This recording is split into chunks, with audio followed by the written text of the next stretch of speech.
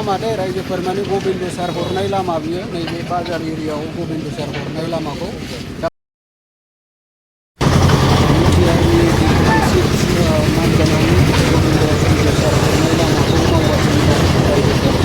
बेंटल बाजार एरियायाव बियो गासिबो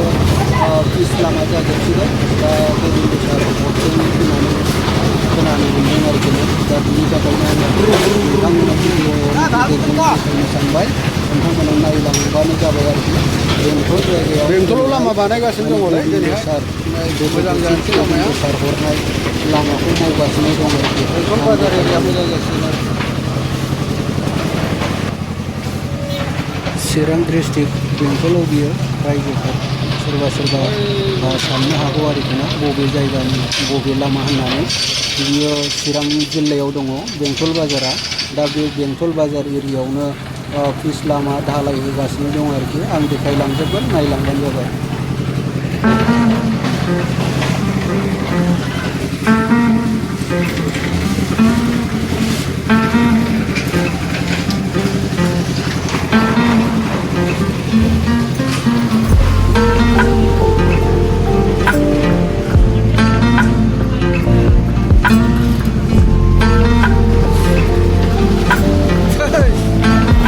रास्ता बनायासै रे रास्ता बेंटल रास्ताটা ভালো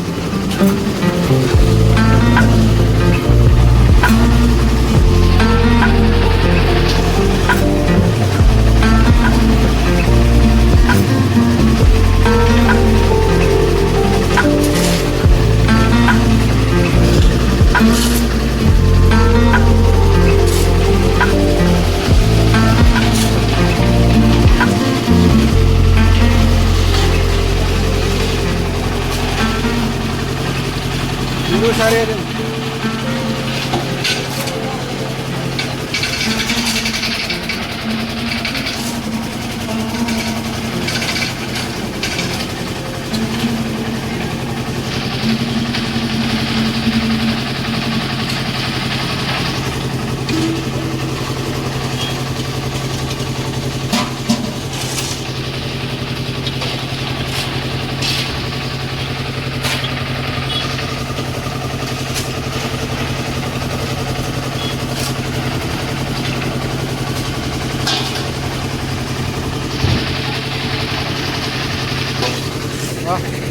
जाबाय बे बेंटल लामाया दिनैहाय माने प्लास्टार होगासिनो दं आरोखि ना लोगोफोर